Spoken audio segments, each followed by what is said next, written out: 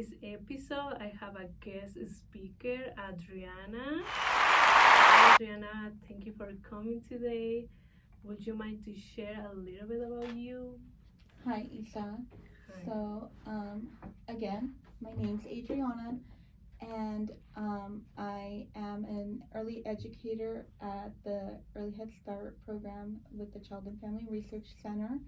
But to just get a little bit, to go back a little bit, both my parents were born in Mexico, and my mom came here around her high school years, and then my dad came here a little bit after, about like 19 years old. However, my mom had a lot more experience and customs, like with cousins visiting to the English language, whereas my dad learned it a lot more as they had children with us. And then as for me, I just learned speaking English in the home, and my dad was learning it through us growing up. And I learned Spanish, but I was speaking it more so with my dad's family over my dad's family. But both of my grandparents spoke Spanish, so that's where I would learn or speak all of my Spanish. And your siblings, do they speak Spanish? I would say it's almost like a ladder. So my sister, she's older than me, so she has, I think her Spanish is a lot better than mine. And then there's me, where I feel like I can do pretty good translations, keep conversations going, and communicate and, get by. Yeah. And then there's my brother, where he has some Spanish, he can get by. Translations not so much, but he understands everybody. And then my youngest brother, he can barely order a meal. And so that's why I say it's like a ladder, because he doesn't know. He just but by the time he was like starting to speak his Spanish, my grandparents on my mom's side, my grandma on my mom's side had passed away, and she was the one that we spoke the most Spanish with. So I think that's where he lost it. And again, like my dad just never really spoke it at home. Wow, that's very interesting dynamic. Yeah. Thank you for sharing. So now we're gonna unpack the science behind the learning of languages and the development of cognitive skills. So in this episode, we're gonna talk from the empirical article, the groundbreaking study led by Hakuta, by Listock and Wiley, which is the challenges conventional wisdom about whether there is a specific window of the time when second language learning is most effective. And before we start with this episode, I just want to put it out there that I'm not an expert in these topics. In this podcast, we are gonna discuss, we're gonna share our personal experiences. So I invite you to listen and to watch with an open mind. This is for one of my projects, HDFS 638 with Dr. Michelle. So let's dive in. So let's start by defining the critical period hypothesis. This is a biological theory. This is a theory that there is a biologically defined window of time during childhood, often ending around puberty, when the brain is particularly equipped for language learning. After this period, it becomes much more difficult to achieve a native level of proficiency. Do you think this is true? I would say I don't think it's true, in a sense that I think you can learn a language if you really put your mind to it at any age. However, you can also start to, like, for me, coming from an education background, it all stems from, you can have a child that has some sort of, developmental delays or educational delays, in a sense, that may have challenging opportunities to learn a language, where at any given point throughout their lifetime, or you can have somebody learn a language later in life without any type of delays, and still have successes learning that language. Yeah, I don't know. I think, cause it like yes, but I think for child it's easier Yeah. than for adults. It's harder. But the theory says like there is a specific gap. But as you were saying, like you can learn a new language like anytime. There is no like a period where, oh no, that's it. You cannot learn a new language. But I think,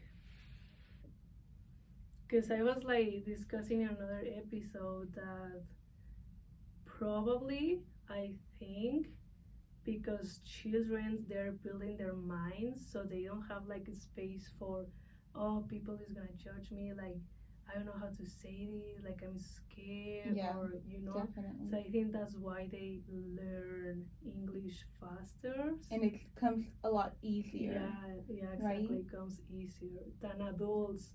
Like for example, me, I learned English when I came in 2019 to college. So I was like super scared because, like, as you can hear, I have a thick accent. So it's like people is gonna judge me, like they're not gonna understand me. So it's like harder to get the language And acclimate. Yeah. And I do understand, because it's like with me when I go to Mexico, right? It makes me not want to speak Spanish because I don't speak it very fluid. And to me, like, I feel like my Spanish is very broken in a sense, but everybody's like, you speak so well, and I'm like, I don't sound so well, but it's because I don't sound typically how what I'm hearing, right?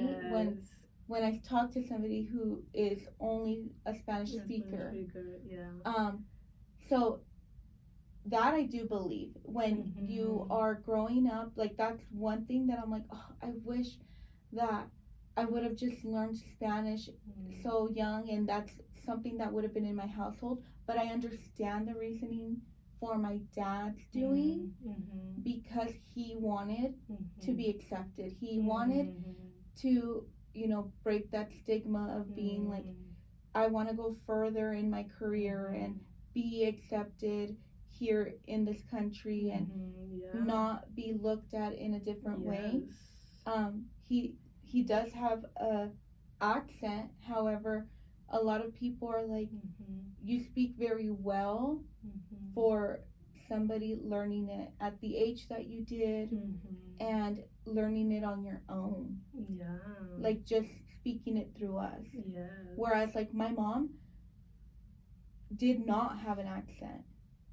Oh yeah, you told me that before. That she didn't have an accent. No, she didn't. Like, not from what I can, like, again, she passed away when I was 12, so to remember it, but honestly, she had a job as a secretary, so to be having to answer phones and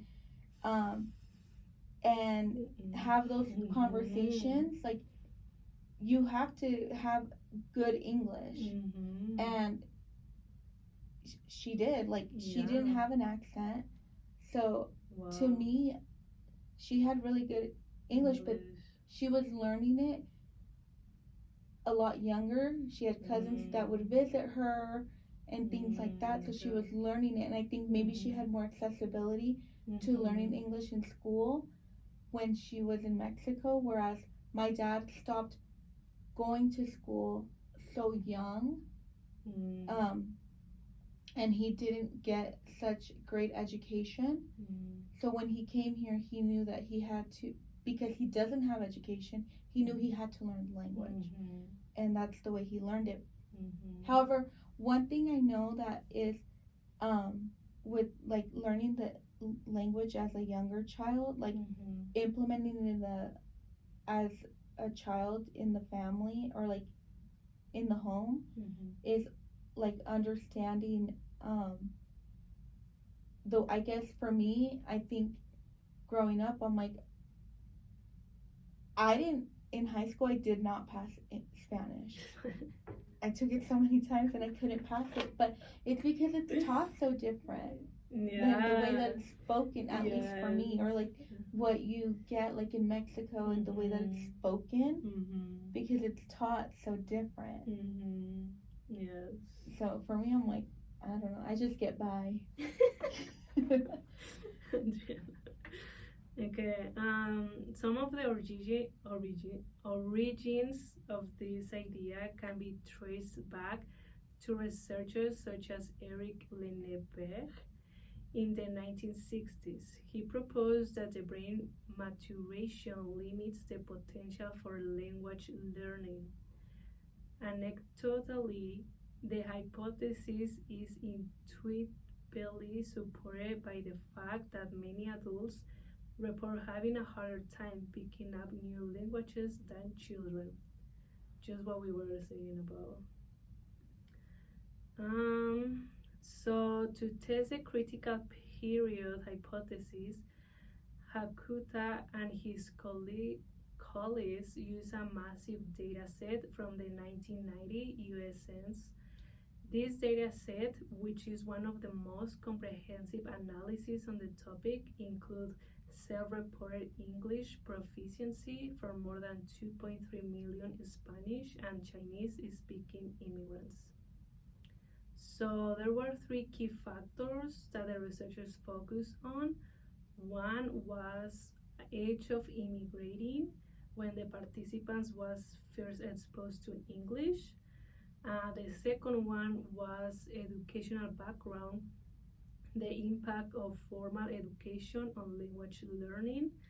And the third one was critical period markers, whether there is a clear discontinuity in language learning outcomes at a certain age, such as 15 or 20. So they are made to do this by saying something simple. There should be a noticeable age-related break in language skills if a critical period existed. But as you were like, what you were sharing about your dad, that he didn't have like the education as your mom did, so you can see like the differences. Yeah, the differences, absolutely. Yeah, it's just like my mom, when, because my parents didn't have education, so when she comes to visit, I'm trying to teach her English, but I just can't, like, she just can't. I mean, she can, but it's like super hard, like super hard. It's just funny, but like, yeah, like you can see like the differences. And I think it also has to do with the dedication somebody has, right? Yeah. Like, are they like, is it a hot, like as an adult, when they're like, I want to learn a second language. Well, why are you learning a second language, right? Are you learning a second language because you just want to learn a second language as a hobby and just to have another language to know and to speak? Or are you learning a second language because you really need to learn that language? Because when you define those differences and see that you need to learn, like for instance, my dad, or for yourself, you are learning English because you need to go to school, or you want to fit in, and you want to make sure that people take you serious. And it's the same thing as my dad. Like, he wanted to make sure that, you know, he was taken serious here, and that eventually one day he could move further into his career. And that's why he made sure that when we started talking, he was learning English, and he took it serious, and that's why, to me, he has exceeded, because he can write it, he can read it, he can speak it, whereas like for me, I'm like, I can read you something and I'm probably like in Spanish, and I probably don't know all the, like, I can speak and talk to you and hold a conversation, but when it comes to writing and reading, it's not my strong suit. Why? Because it never was instilled in me, and it wasn't something that I needed to always do, because speaking to my family was always something that I did. I never had to write them anything or read them anything. Yes. Yeah, exactly. Like the environments, like for example, me, like I'm learning about education, you know, but like out there, like when they make jokes, like I don't understand. Yeah. I'm like, what? Or even like when my boyfriend talks like different, because they have like the slang, the slang or things like that. I'm like, what is that? Like, just so it just depends. Well, it's like the proper Spanish, right? Like when they teach the proper Spanish, I'm like, that's wrong. But it's not. But like for you, it's like you're learning, not that you're learning the proper English, but you're learning English at a college level, in a sense of you're learning words that not a lot of people may know. Why? Because they're not getting educated in the field that you're getting educated in. Yes.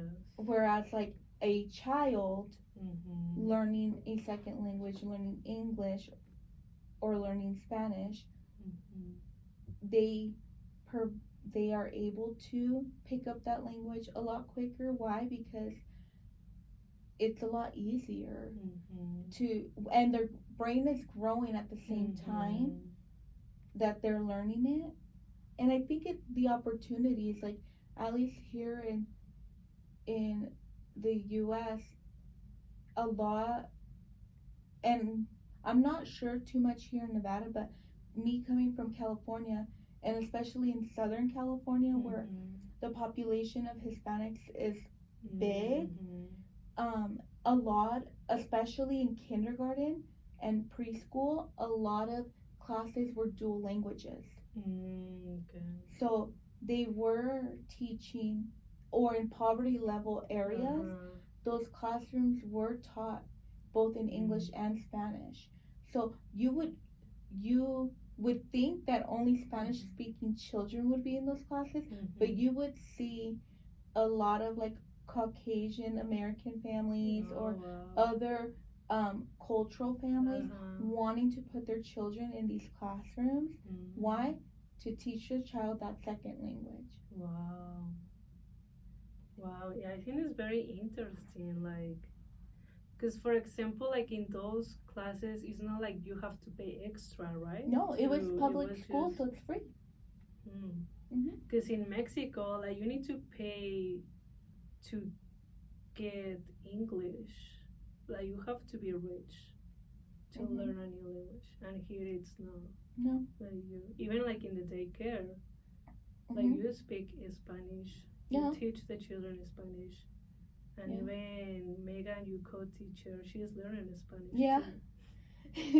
Yeah, and I think for me, like in the classroom, I try to meet my families where they're at and make sure that, you know, I'm implementing, like I have one parent that she wants to learn English as well, and so I think it makes it easier for, you know, my co-teacher to learn Spanish because that parent wants to learn English as well, so they can have a conversation.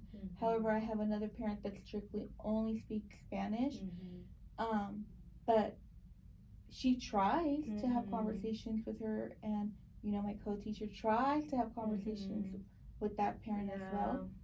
But I try to keep that language in the classroom, but I will do both languages with the children, and I even teach it to the children that don't have any Spanish in the home, and their culture is not even of that at all. But they're learning it and they're picking it up and they're understanding it. Yeah, and that is like really good for them. Yes. They're like getting smart. Well, like being bilingual is like have good benefits too. Exactly, but it's also like how we teach babies sign language, right? Mm-hmm. Yeah. That's a second language. Yeah. So they pick up on it. They pick up Mm-hmm. on the gestures. So it's Yeah. the same thing. Like, why not Mm-hmm. instead of teaching them like sign language Yeah. initially, right? You would teach them English and Spanish. Yeah, and also I feel like it makes the families to feel more inclusive in Yes. the environment. Absolutely. Because they're leaving their child like every day, all day. Mm-hmm. So it's like they need to feel they're safe. Yep. And accepted.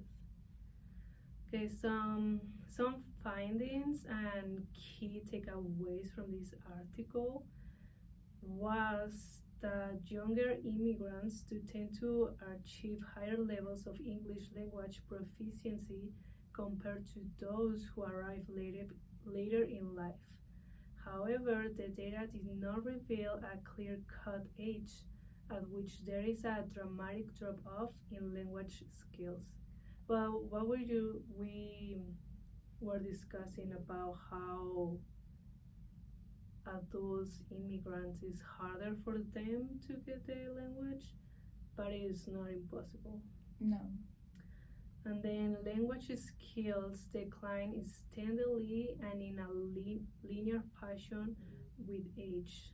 This suggests no strict critical period, although age is an important factor. Educational background also play an important role. Migrants with more formal education perform significantly better in English, regardless of when they arrive in the United States. So, in short, the study emphasized the importance of social and educational factors and challenges the idea of a biologically determined critical period. So yeah, I mean that's what we're oh my gosh, that's what we were discussing about how the environment is really important for children to learn a second language, like even like in the community. Yeah. Like, because you know how here in the U.S. there is like Chinatowns, like Hispanic towns. Yeah, like you can see when you drive through just different neighborhoods, like the different cultures that live in those neighborhoods, right? Just by driving through. Yeah, it's crazy. And things like that. So I think another thing is it's just people need to just be more accepting. And I think that's why a lot more adults have trouble picking up the language because they don't want to be judged or criticized. Because also discrimination. Exactly. They don't want to be criticized by the way that they sound. Yeah. And I'm not trying to create controversy. However, here I would say a lot of times people hold back from trying to speak in English because they know that they're either looked at wrong, made fun of, all these things, right? Yeah. But then it's like you go to different countries and you're so accepted by those people. Yes. You're accepted in other countries when you try to speak their language. Why? Because they see that you're trying. Yes, and it's something like don't go too far, like in Mexico. Like you go to Mexico and we are like always there to help you. We are excited that you talk Spanish. Like we are like, oh, good job. Like they praise you. They see that you're trying, or they want to give you the words to say correcting you or things like that. Whereas like here it's not like that, and it's not at all. It's not. I tell you for experience. And and we need to change that. Yes. But then it's like, and it sounds mean, but a lot of those same people that do the criticizing and the laughing at and not correcting and the pointing at are the ones that want their children to learn that second language. So why don't you also learn Spanish then? Yeah. So that you can communicate with them if you're going to judge them for speaking English. Yes.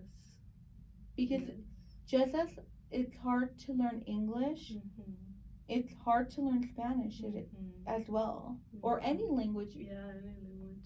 For a matter of fact, like, I could not go to Japan and be like, oh, I know what they're saying and I understand them. And or if I wanted to take a trip, like, let me start now so I can prepare myself. I would love to, but I don't think I could master the language. I could probably learn some words to get me by, but to be fluent, I don't think so unless I make it a point. Yeah.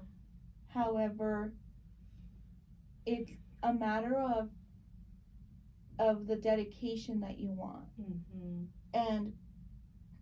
And it's just helping each other out. I actually had, when I lived in California, I was working for the school district, and I had an assistant principal, because I worked in a lower poverty area. We worked for them, and a lot of our families were Hispanic, and my assistant principal was Korean. And she knew the area she worked in, right? So she looked at her surroundings.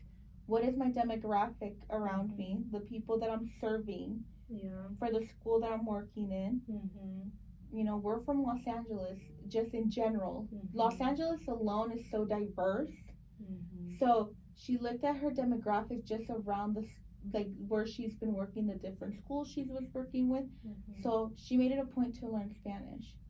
Wow. So she knew English, learned, and she knew Korean.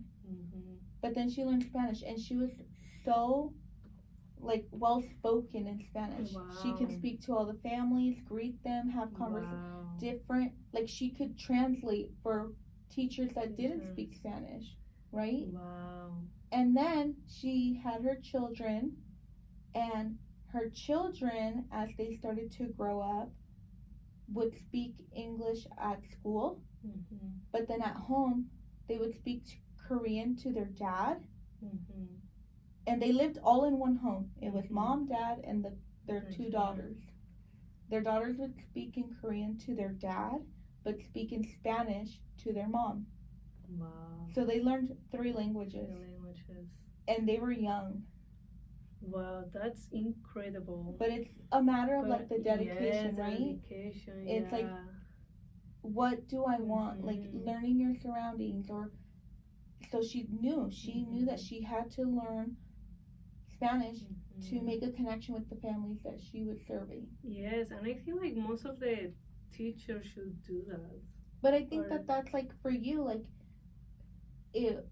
working in, at our early Head Start program, like you have amazing connections with our families that one are Spanish speaking only, and they feel very comfortable because you can have those connections and make those conversations a lot easier. However, you also have, just because you're comfortable in Spanish doesn't mean that you frame away from making connections with parents that don't speak in Spanish.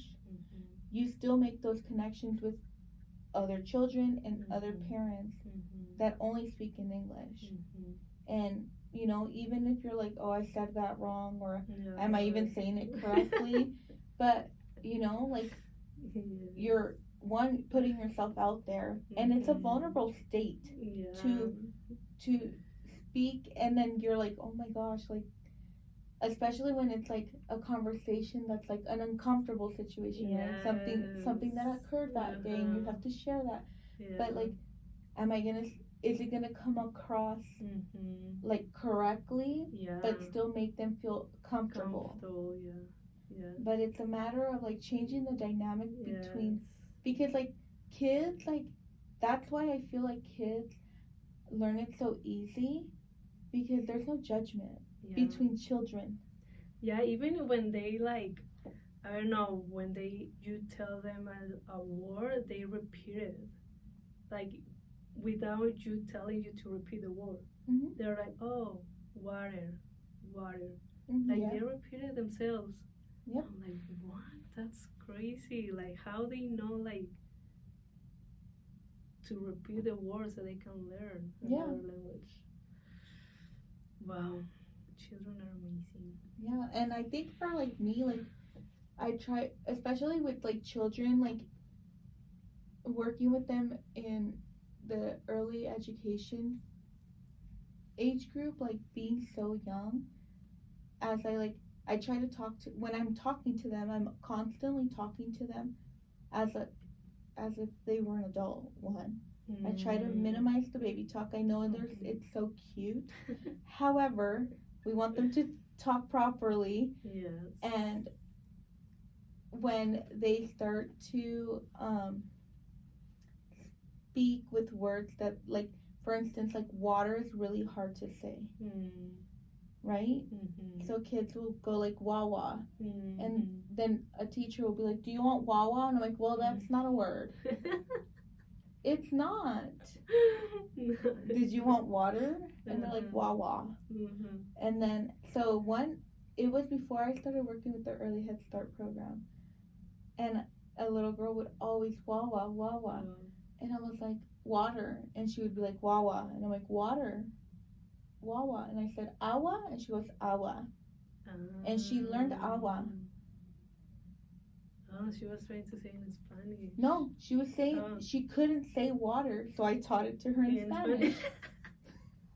Because I wanted her to get out of the wawa. Wawa, yeah. Because people kept saying wawa to her, and I'm like, stop, correct her. Yes. So then I just taught it to her in Spanish. And it's the same with like my niece, right? She goes, awi. I don't know why. And her dad's like, awi? And I'm like, oh, water? And she goes, awi. And I go, oh, awa? Oh. And she goes, awa. But he thinks it's cute. Wowie. And I'm like, no. Oh, wow. Wowie, like, she wants water. Water. Oh. I don't know where she got wowie from. But that's how she says water. It's wowie. Wow. Interesting. But he thinks it's cute, and he says it to her like that. I'm like, no. Yeah. And he's from Mexico. Oh. He was born in Mexico. Oh, wow. Grew up there up until maybe like 9. And then he came here, and I think his English is really good. He continued school here. He graduated high school and things like that. So, but it's like that dedication, right? Like you learn English, and he learned it. Yeah. But he said that he did get teased. Teased? Like they would pick on him. Oh. In throughout school. Yeah, they would bully him. Yes. Because of like his accent and and I'm like, but it was more so like in high school. High school. Yeah. And I'm like, it's so sad. Yeah, like, it definitely is. It's just crazy to think like how people can be like so discriminated and so like I don't know, like applying bullying to them. Yeah. Just because they talk another language or they have an accent. Exactly. Like, why? Why people? But because also like there is research where children in middle school, high school, they suffer from stress and they get like loss of identity because of they get bullying in school, discrimination because of the accent, because of their language. So it's just like because the United States it's full of immigrants. Absolutely. So how it cannot be accepted? Exactly. I don't know. It is so hard to believe. It is so hard. It's hard to believe. Because like, you know, like for me, like being born here, however, a lot of my family are immigrants, and you know, it's just so hard because yes, like my dad now, he's a U.S. citizen, you know. Mm-hmm. My mom, she came here when one of the presidents was giving like the visas and things like that forever ago. And, you know, so she came here legally. Um, and, but it's just so, it blows my mind how this country pretty much was built in a sense. From immigrants. And exactly. Mm-hmm. And but yet talking or the languages that we speak are looked at in different ways, in wrong ways, or you know, they're like it's just not accepted, and they're like, go back to your country. Well, like, but this is, you know, you guys want like freedom, and you know, here it's like freedom of speech in a sense, and like you just want to be like, why can't we just be kind and be accepting of everyone? Yeah. And just, if you don't like it, then move on. Yeah. And let it go. Like, just move on. Yeah. It's really not that hard. Yeah. I guess. Yeah, like it is not that hard. Or just like don't say anything. Or just like, I don't know. It is really hard. Or maybe they're jealous that they don't speak other language. But it's like, we can teach you. Here, you teach me, I teach you, in a sense, right? But it's always been hard. Like, yeah. You know, especially me coming. How it was your high school and middle school? So, because you were... So like growing up, I was in elementary school, junior high. We grew up more like it was super diverse in a sense of like, but I saw a lot of people that spoke like me, looked like my family, like, because we grew up primarily around a lot of Hispanics, a lot of, in Los Angeles, being there, like, it was just so cultural. You know, we always looked so different, and to me, like, race wasn't such a problem, and speaking Spanish was just so normal. Speaking English was so normal, or speaking, you know, like, any Asian languages were just so normal for me, because it was right in like my backyard in a sense, right? You know, I was always so exposed to it, going to school and things like that. In high school, we were still very diverse in a sense of, you know, the school was very diverse. The neighborhood I grew up or was going to, like, living in, but however, I moved like 45 minutes to an hour away from Los Angeles, but it was a lot different from like the Los Angeles area and things like that. It's a little bit more quiet, things like, and all that.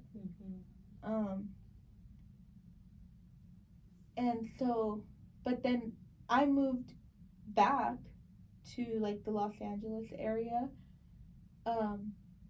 when around like 18, 19 years old. And I was there until I was about like 23, and then I moved to Nevada. And then I've been here ever since. But here it's been a lot different in a sense, where however, between me and my siblings, I look a lot different than them. So I never really, people would say, I guess, a lot of people would say, you don't look Mexican. Because I'm not Mexican enough, I guess. But I'm proud of who I am, and I always say like where I'm from, and I'm not embarrassed to be like, my parents were born in Mexico, and you know, my dad came here when he was 17 years old, and my mom was here when she was in high school. Like, I'm not afraid. I'm not scared. And I'm proud of where I come from and where my parents are from and who I am. Like, because that is who I am. And I don't stay away from that.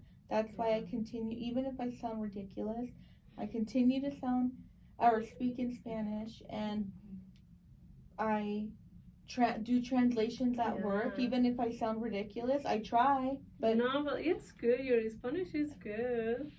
And everybody tells me, they're like, you're doing good, but it's like because I try. And that's the thing. Like, the parents, they don't judge me and they don't criticize me and they or anything like that. Why? Because I'm trying to at least give them the information in their language, right? Opposed to being like, sorry, you're only gonna get it in English, and if you can pick up what I'm saying, that's what you're gonna get. Yeah. Because my Spanish is not the best. Yeah. So, however, my brothers and my sister, they look different than me. You know, they're tanner, they have darker hair, they have brown eyes, and you would say they're Mexican. And so they're a little bit more accepted. A little bit more accepted than I am. But I've never, so like when people are like, oh, you know, like they've been, well, my brother more so, one because he's a guy. And it's sad because, you know, to be discriminated against and things like that. But like, for me, it's not about like that I'm like being discriminated against, but I'm being discriminated against by my own people in a sense because I'm not Mexican enough. But then I go to where my dad's from and I see people like me. Yes, there is in Mexico. So we are conquistador from Spain. So we have white people with colored eyes, blonde hair, yes. But it's like in specific areas of Mexico. Yeah. What else? But yeah, I mean, we do have white people in Mexico. But yeah, it's because they come from Spain, from Europe. Exactly. So that's why I'm like, I go back. I'm like, there I am. There I am. You should feel proud. Like, oh, I definitely am. Okay. I am very proud of who I am, where my family comes from, and things like that. I don't shy away from that. In a sense. So for educators, policymakers, and even language learners, what do these findings mean? So first, the empirical article suggests that we should be careful not to oversimplify language learning as something children are highly better at due to biology. Instead, the social context, exposure, and education are the most important factors in determining success. For example, this research argues in favor of investment in language learning programs for older immigrants. It's never too late. And with the right support, progress is always possible, just what we were saying. It also highlights the need for language learning to be tailored to the circumstances of the individual. Younger learners may benefit from immersive environments. Adults may need strategies that take into account their cognitive and social experiences. So some implications from the article is beyond language policy. These findings contribute to our understanding of cognitive plasticity, the ability of the brain to adapt and learn throughout the lifespan. It opens the door to more inclusive approaches in education and beyond, challenging the narrative that engage is a major barrier to learning. And don't be discouraged if you start late. For all you aspiring polyglots out here. The research is a reminder that steady effort is combination with the right resources can have a significant results. And now I have some questions for you, Adriana.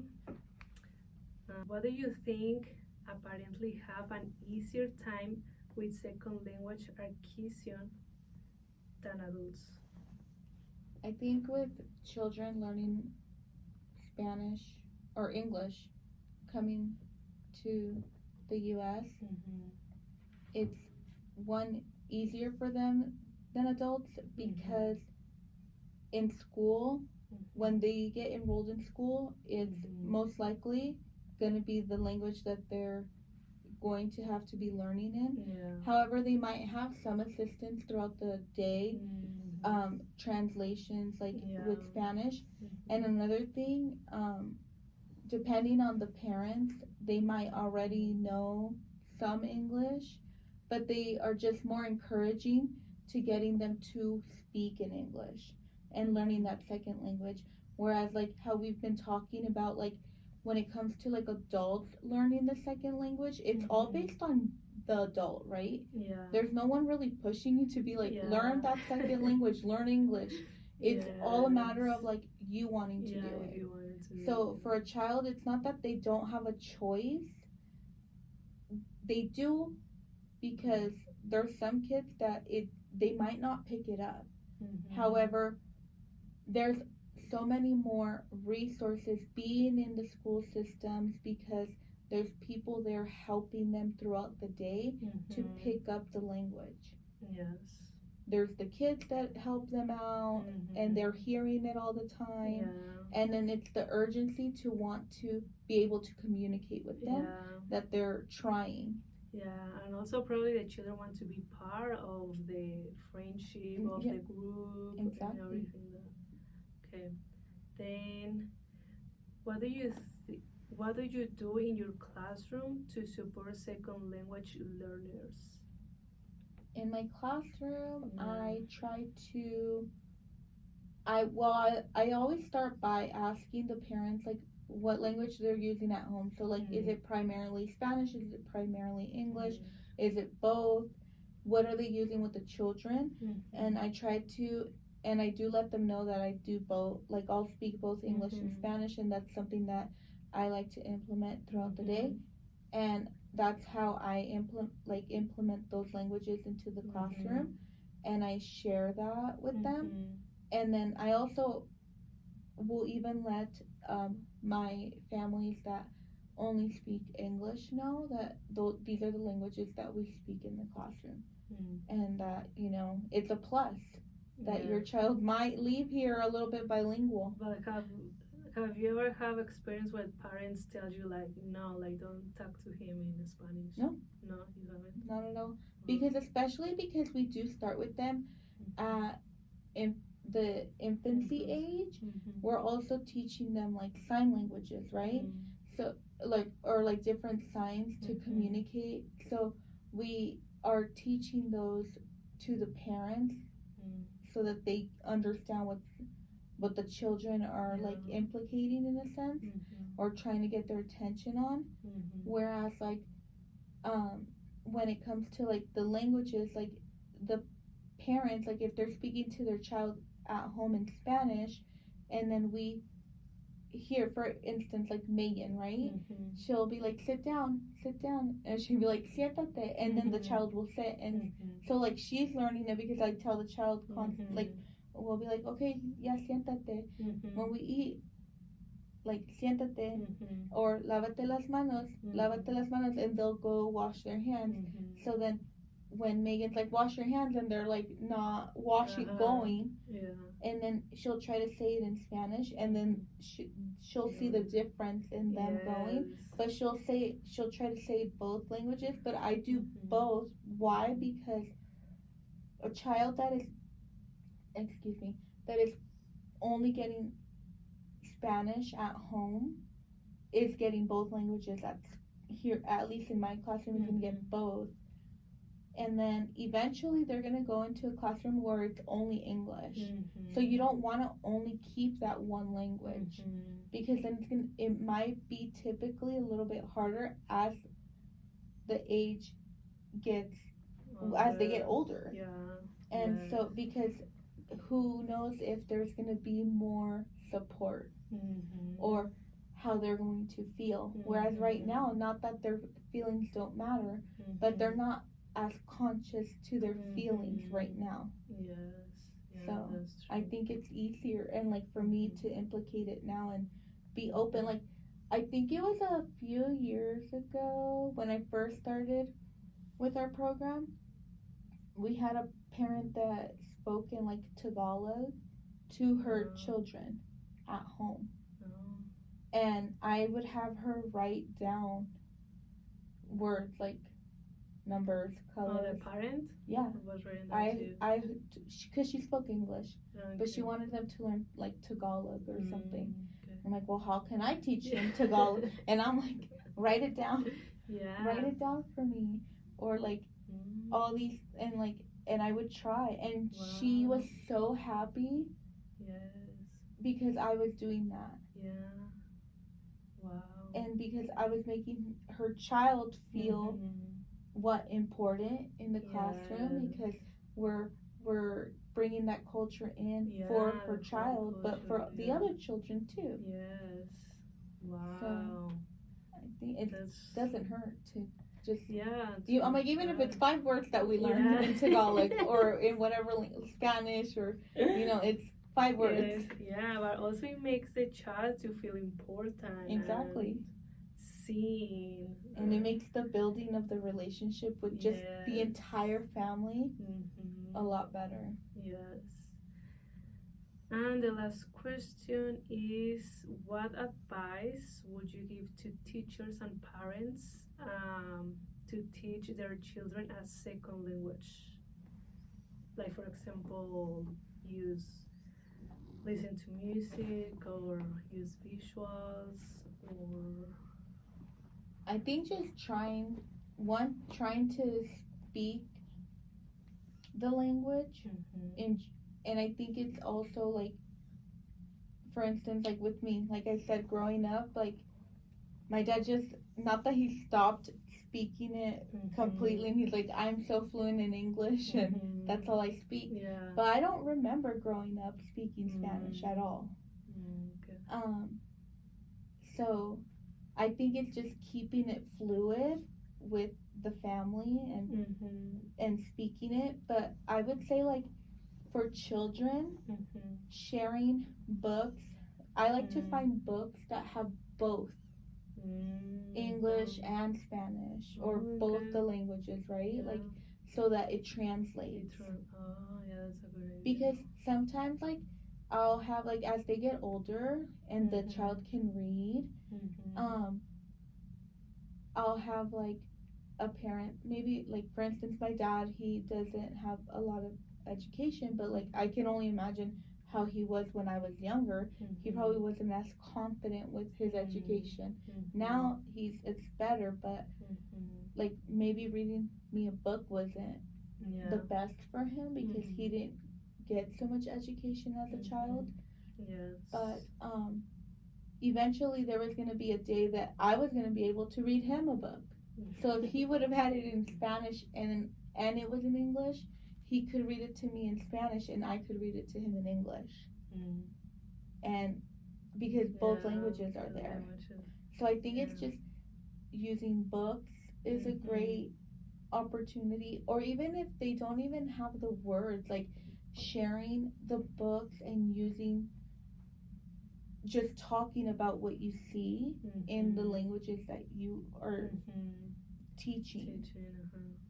And doing that, I think also, like you said, like music, I think you learn a lot through music. Music is so amazing. I think for me, you just learn so much. You would be amazed with how easy kids can memorize the lyrics to things. So it's like, why not try, listening or just changing up the music that you listen to, because you're taking in the language, but also the culture. Yes, exactly, the culture. So I think it's just, or even like testing it, right? Going out to restaurants and ordering. Like, I think when you're learning English, like, order in English and don't be embarrassed. And like, you can even just say like, I'm gonna try. Like, can you help me? Like, or like, for instance, like if I was speaking Spanish, like learning Spanish, like I would tell Megan, she's like, I want tacos. I'm gonna make you order them. And I'm like, you can do it. It's not that hard, but let me teach you. But you're embarrassed. They're not gonna make fun of you. They're gonna actually probably praise you because you tried. Yes, that is true. So I think it's just having, like, providing those opportunities for the parents and teaching them those things. And that's another thing, like trying to provide those conversations with my families is like giving them those confidences that they can speak English with me, where it's a judgment-free zone, and I can correct them, but there's no judgment. It's because I'm teaching them. And they correct me with my Spanish, but it's because they're teaching me. And we're always keeping it judgment-free, and we just share those things like that. And I always invite them, like, what are some things that you do at home, or what are some things that you use? Like, when we do Play-Doh, I have a little tortilla maker, my little tortilla press. But it's because something that I grew up using, but I have it for them to use with their Play-Doh. But it's just like things like that, like bringing in that culture, whatever language that we're learning, or from the culture of the children that we have in our classroom. Yes. Well, thank you so much, Adriana, for sharing. So we're gonna conclude this episode. That's all for today.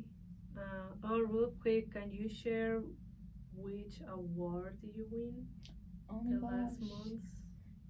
I won 2024 Nevada Early Educator of the Year in photography. Of the year, wow! It was from Nevada. Yes, all of Nevada. Wow. So they did like infant, toddler, and then pre-K. So I did infant.